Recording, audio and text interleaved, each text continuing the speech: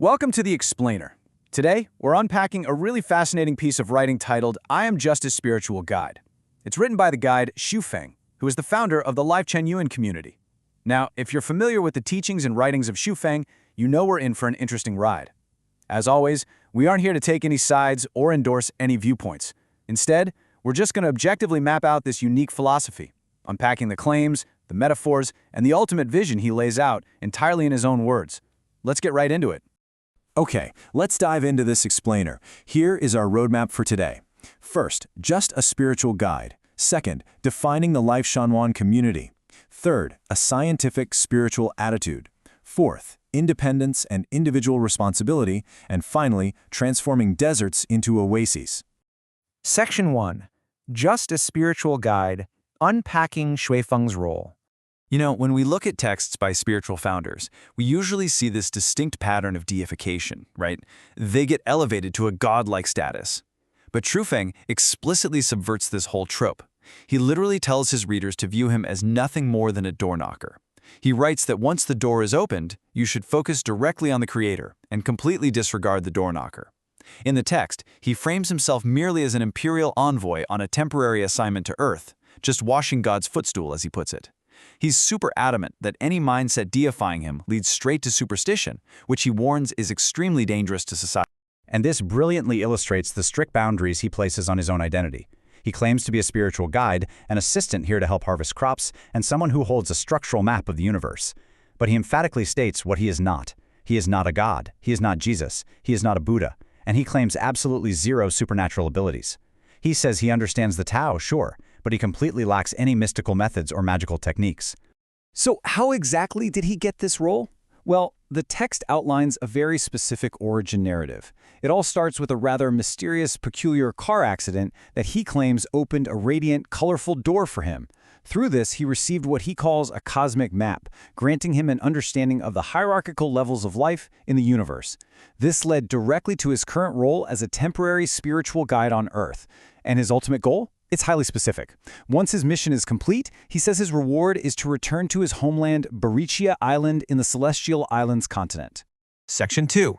Defining the Life Chen Yuan community, a spiritual and soul home. If Xu Feng is just a guide passing through, what exactly is this organization? He calls Life Chen Yuan a spiritual and soul home. The members, who go by the name Chen Yuan Celestials, are described as being entirely equal. He explicitly states that while people might differ in their levels of knowledge or wisdom, there is zero difference in personal dignity. He even addresses his own grand-sounding title, Deiform Buddha, saying it merely reflects a level of wisdom, but it definitely does not make him superior to anyone else as a person. What's really fascinating here is how entry into this community is framed. Traditional organizations usually rely on physical formalities, paperwork, rituals, that sort of thing. But Life Chen Yuan requires soul entry. Xu Feng claims that deception is completely impossible, because to truly enter, your soul must resonate at the exact same frequency as cosmic waves. He actually uses a biblical comparison here, referencing Jesus saying, "I do not know you," to people who only offered lip service. Essentially, if your inner frequency doesn't match up, you aren't really in, no matter what you say. Section 3. A scientific spiritual attitude, the pursuit of truth. Now, what's really interesting about this next part is the sharp pivot. The text shifts from cosmic waves straight into a fiercely pragmatic operational mindset. Xu Feng attempts to collapse the classic philosophical divide, writing that a genuinely scientific attitude shouldn't care about the labels of materialism versus idealism. For him, true science is grounded entirely in the pursuit of truth. He actually warns his followers that without analyzing, thinking, and discerning scientifically, it is incredibly easy to fall into extremes, superstition, or what he flat out calls evil. Because of this truth-seeking framework, he outlines a specific set of behavioral traits. He claims these celestials represent the most rational segment of humanity. They act with integrity, they treat all societies equally without scheming, and they absorb whatever is right, regardless of whether it comes from a rival political party or religion. Crucially, they have no imagined enemies, and they absolutely refuse to judge historical figures by modern standards. The entire focus, according to the text, is on building the future rather than destroying the past. Section 4.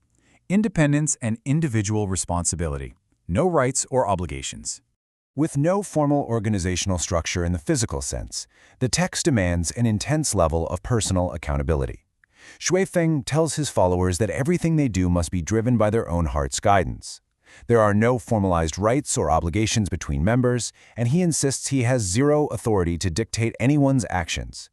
He states it flatly: if you ever feel that he is restraining your free expression or your individuality, then he is turned into a demon, and you must, his words, resolutely abandon him. But this total reliance on individual independence begs a pretty major question. What happens to members, or to the world, in times of severe hardship or great catastrophe? Does this community act as a universal safety net? The answer the text provides is quite harsh, actually. It's incredibly unyielding. Shui-Feng draws a very rigid line. He states that if a member suffers specifically because of Life Chain Yuan, he will mobilize everyone to help them out.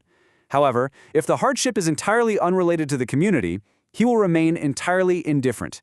As he writes, the crops of Jesus belong to Jesus. The sins one commits must be borne by oneself. He goes so far as to say that in a great catastrophe, he will only save the ripe grains related to his group. Even if he witnesses others suffering terribly, he says he will remain completely unmoved because bearing other sins would go against the Tao. Let's move to Section 5 and see how this all builds.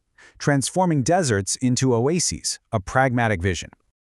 Despite that really harsh stance on individual karma, Zhu does outline a massive, real-world vision for humanity's future.